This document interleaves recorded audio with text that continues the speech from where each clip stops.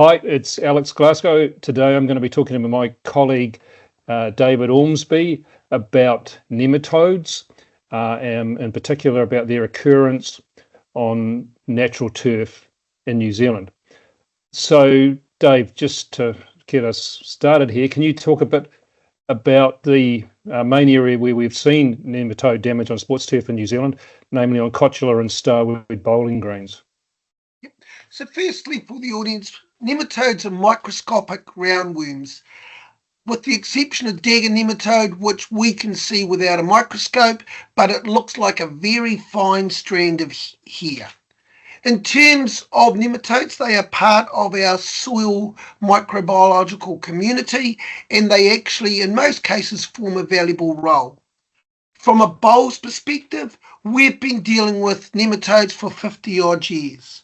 Prior to 1980, we had to deal with spiral and root lesion nematode. Between 1980 and 1990, not only did we have those two nematodes, but we had root knot nematode being the primary nematode and dagger nematode just starting to appear. And then from 1990 onwards, dagger nematode has been the main species that we've dealt with. Okay, do you want to talk a bit more about that? Because, nowadays it's really only dagger nematode that we see. What's happened to the other ones? We are uncertain what has caused that, but there has been this transition. Whether it was those species were easier to find in the early days, I'm not sure.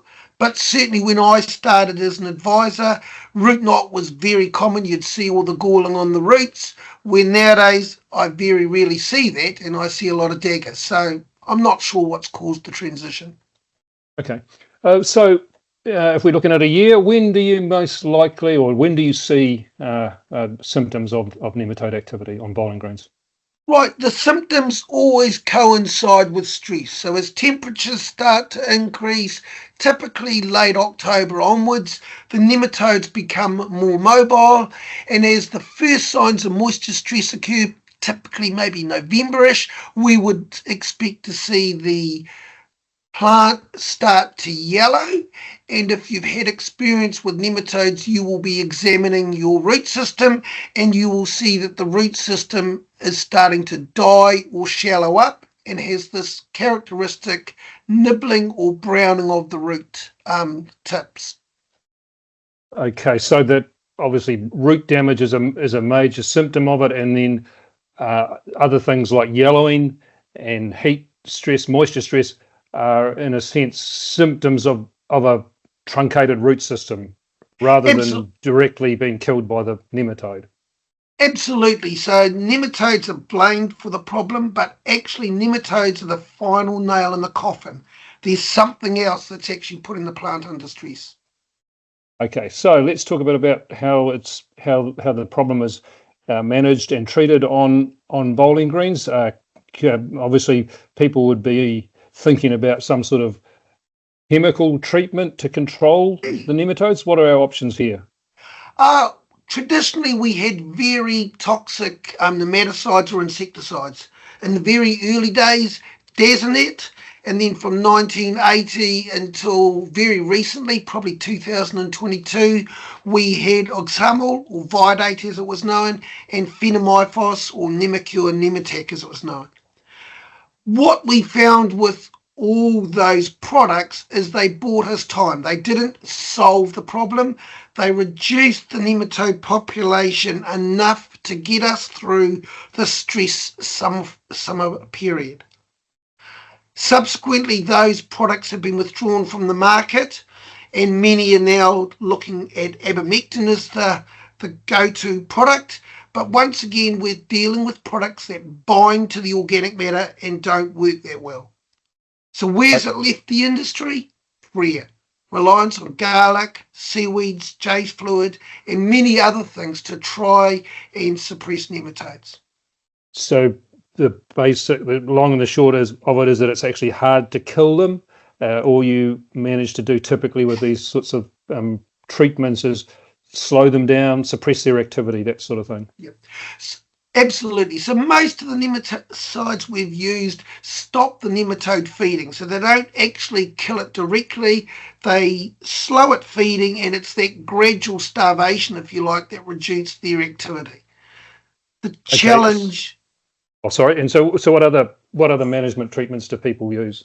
Right, from 1990 onwards, what we realised is nematicide programs were a short-term fix. So we've actually taken an approach of looking at what is stunting the root zone. In other words, what are the things that are putting our plant under stress and making the nematodes potentially a lot more damaging.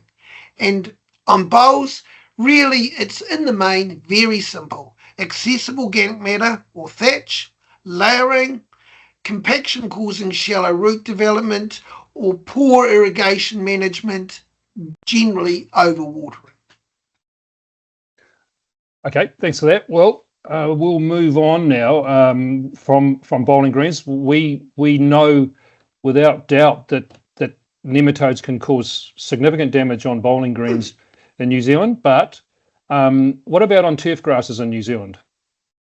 Well, look, I think the first thing we need to understand is that the parasitic nematodes that can damage grass are present in the New Zealand profile. And there would be, I would say, no turf area that doesn't have nematodes. In other words, if we sent samples to a lab, I'm confident on all areas you'd find some nematode species present.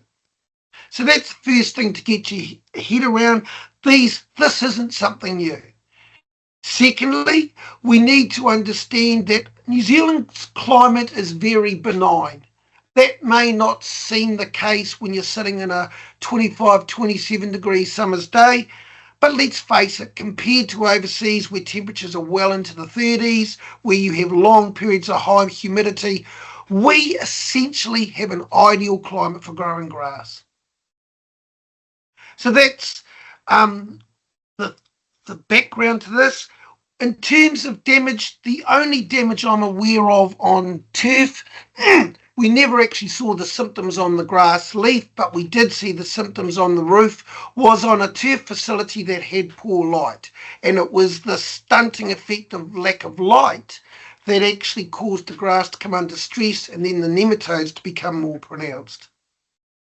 Okay, so we don't see severe nematode damage on turf grasses in New Zealand. That's what you're saying. We haven't seen At that. this point, we've not seen any obvious damage, correct? Okay. So at the moment, there seems to be a bit of a trend to identify and treat nematodes on turf grasses in New Zealand. What are your thoughts on this? Well, as I said before, I think we do need to have an open mind because the parasitic species are present.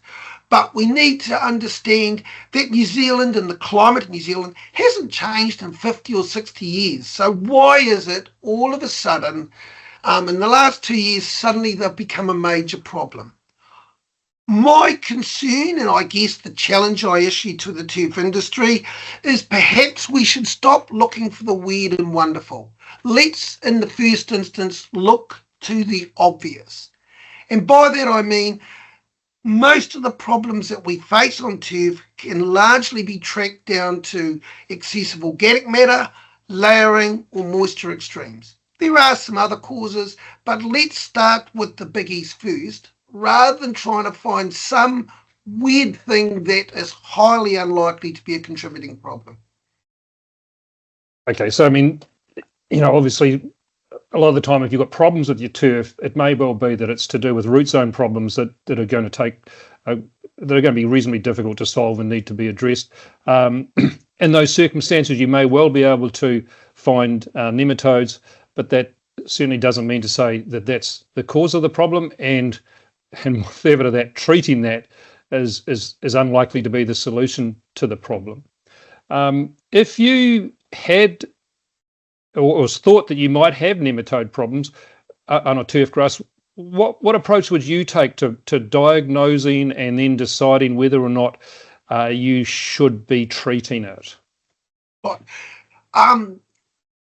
Firstly, I would encourage superintendents to recognise their training and their diagnostic skills. They've spent a lot of time mastering these, and I think once again, let's concentrate on correctly identifying the problem rather than looking for a magic cure.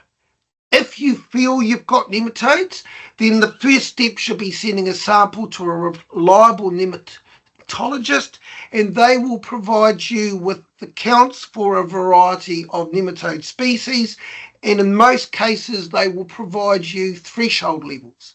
Now, the threshold levels indicate you may experience damage.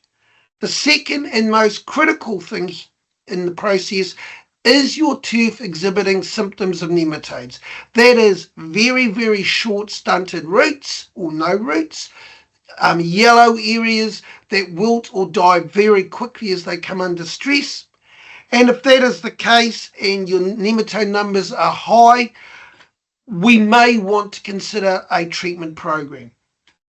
However, as we talked about with bowls, experience tells us that the nematodes are the final nail in the coffin. So rather than looking to a nematode program, which is expensive, you're probably better to put your emphasis on addressing the limitations that are making you susceptible to nematodes. If after all that you want to spray, that's fantastic, but please make sure you leave a control. So at the end of the spray program, you can actually go and see, did it make a difference? Have I got stronger roots? Have I got better turf recovery? Okay, thanks for that. We'll just wrap it up there. Thank you.